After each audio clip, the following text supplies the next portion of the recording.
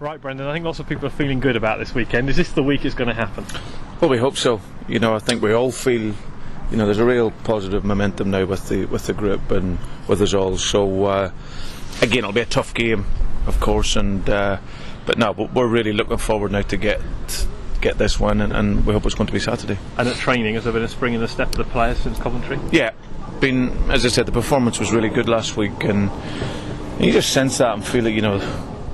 Obviously the ambience is always better when you win, and that was a great win for us last week. So we've continued on throughout the week and spoke about other things as well for the future, and as I said, the players have looked great. The quality in training has been outstanding, and there's real confidence in the team, so we look to take that into the game. It's been a real battle for you to find what your best 11 is, your starting 11, but you must feel now that you're just about there with that. Yeah, absolutely. Yeah. I think there's the last couple of games has shown a good balance to the team.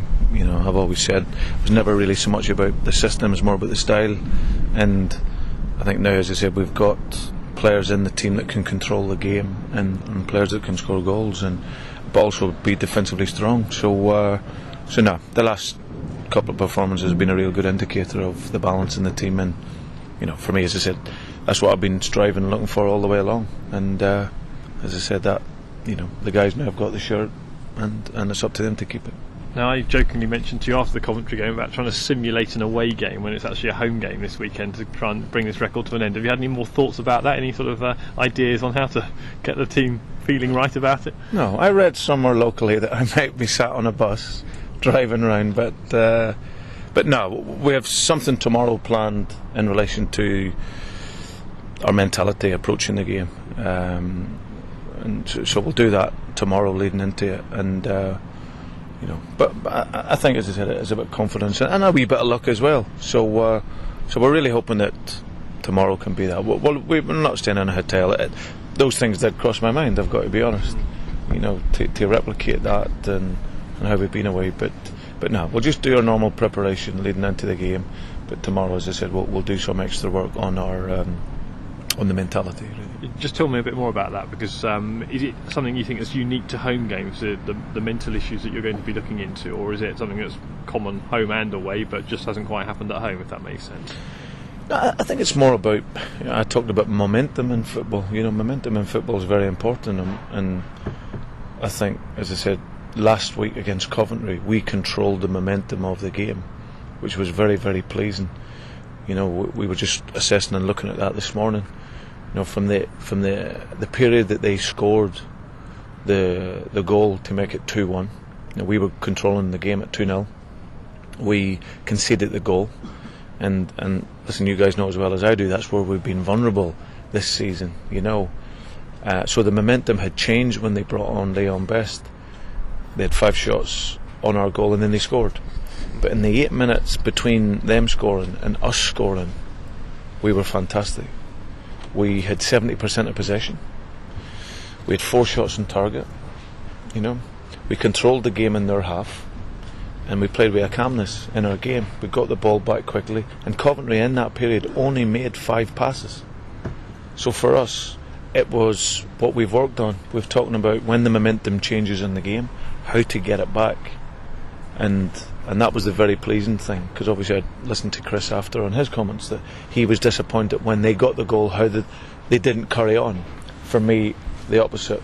We've talked about it, we've worked on it, how to get momentum back in the game, and as I said, we've done that very well. So for us, it's really just about ensuring that when we have the momentum at home with the crowd, and as I said, my message to the supporters is, can we just go that extra wee bit now to really push us on, because as I said, we've played some real terrific stuff at home, just need to get the finishing goal, and I think once we get the win, then we can grow from that.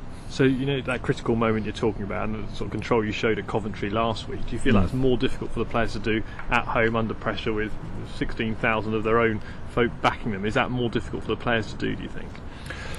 It can be, because there's always the sense of you have the responsibility to take the game, and that's why it's important for me. I said when I came in, I think that the style and importance of how we play is going to be critical, because I think that when you're at home you have a responsibility to create and take the game to the opponent.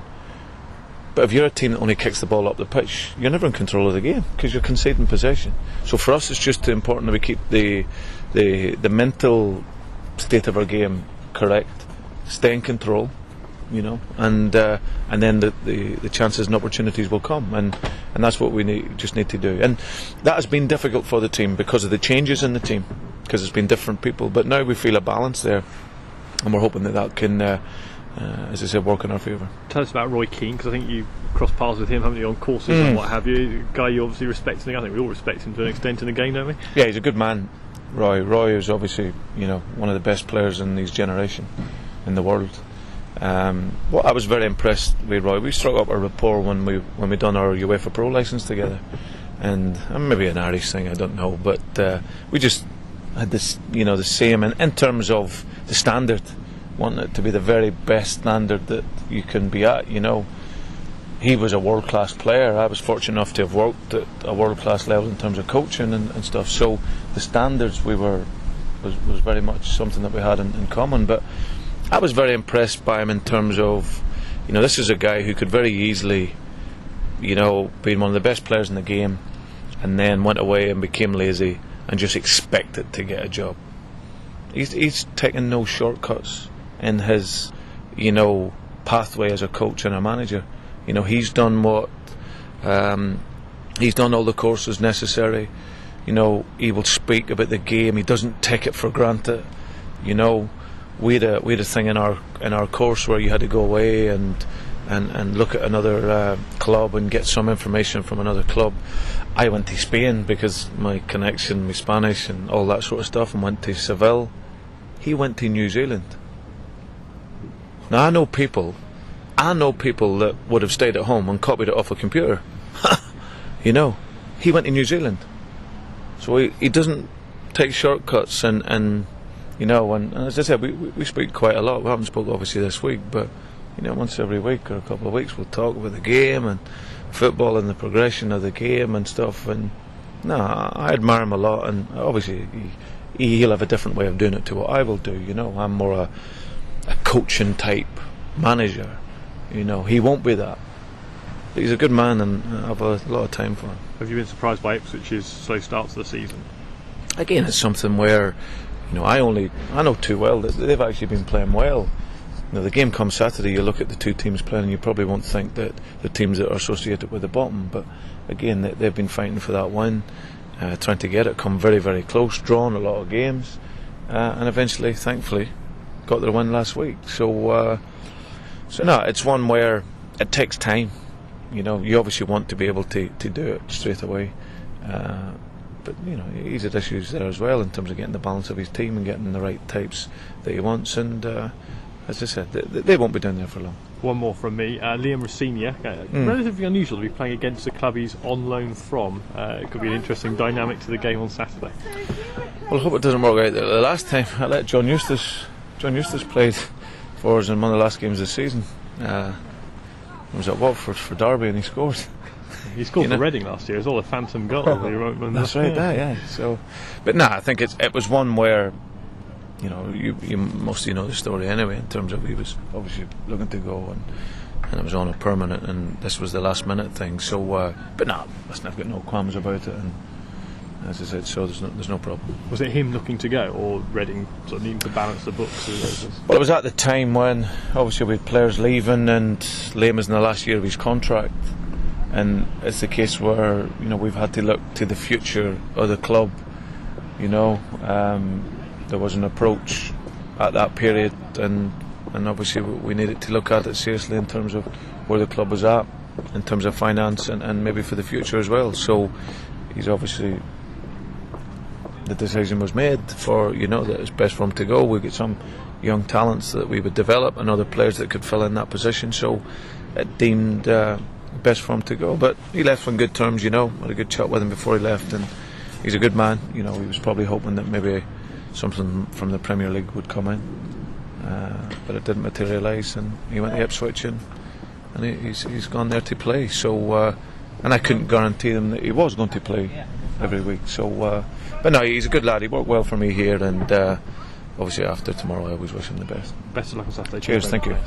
Brendan, is there any danger, you've won at Coventry and it's Ipswich who are bottom, any danger that subconsciously players and supporters will think, yeah, this is it, another 3 points, we're okay for this one? Certainly no, there's no chance. I don't think even the Reading supporters are that stupid. You know, I think it's one where it's been that such a long time, hasn't it? You know, I think now the supporters come, you know, I think, as I said, it's gone over a period of time where they would have been feeling that they maybe could have got the win, but it's been so long now they hope more. But I think what they've seen, certainly in the Leicester game and the Coventry game, in terms of how we've played and then, you know, nearly just missed out, I think it has given them hope that, you know, it's coming very, very soon.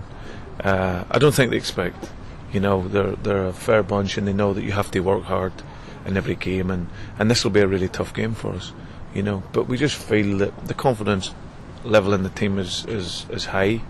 You know, I've always tried to maintain the positive mentality and being optimistic, because, as I said, I've experienced this type of pain before in other jobs, you know, so I know that how it comes around, and you know, and it was just a case of me making sure that our optimism is still there, the confidence is there, and that's how it's been. So no, we expect to do well in every game.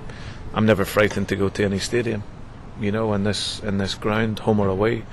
We've gone away from home, done the hardest thing in this league, which is to win away from home. We've now got to do what you would deem to be, you know, this supposedly easier win your home games. And if we do that and we keep our record, then we'll climb it. We'll climb the league for sure. We've just heard from Brian Howard that the target is sort of halfway by Christmas. Is that a target for you as well? Well, it's one where we've come together. We could win some games between now and December, and I think it's going to be a couple of months before we get to where we want to go. And you know, you can win some games in that period. I think what we're doing is month by month we're setting our targets, you know, over a shorter term period, because you can win some games, it might not move a great deal, but then all of a sudden, once you've won those games and you add 2 or 3 to that as well, all of a sudden you can jump, you know. So it's the case of just getting that run together and taking it game by game. You know, every game is going to be a cup final for us now, and we want to make it that, because we want to climb the table, but we can't look too far ahead.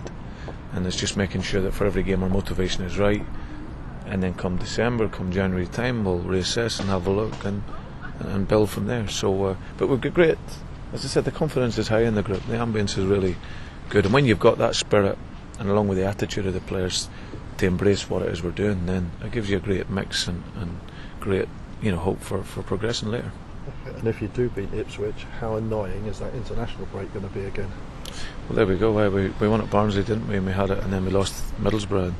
It's a painful one either way, because you just want to get on with it. But we've got another game then at home against Blackpool that we must capitalise on, and then we get Derby. So we get good games coming up that gives us a chance to progress. But it's hard work, but we just must, you know, get on with it. The international break comes and accept it and move on. Brendan, tell us a little bit about the pool competition this afternoon that you've got lined up. No, it's really just to take the focus away from the football as well. We've got some brilliant table tennis players in here. I'm not so good at table tennis, so I went for the pool. I said to our captain and vice captain, we need to organise the pool competition, and it's an open competition for staff and players. We've got a couple of knockout rounds to begin with, goes into group stages, and then the winner gets a nice little sum of money. And what we will probably do is, on the final, we will get you guys in, you come watch it, and you can get your cameras on it and do whatever you need to do and go from there. Who's front runner? You seem to be pretty confident in the moment. No, I'm I've just got to go home now and practice. No, the boys are trying to label me that. John Virgo? No, not John Virgo. No, I'm more a Hurricane Higgins man. So drink there. So no, it's good. It takes the focus off, and I've got Joby McAnuff. I was drawn against Joby in the first round, so I think he wants a couple of days just to get his practice in. Think about keeping his place in the team. Absolutely. Yeah. So no, that's we'll look forward to that.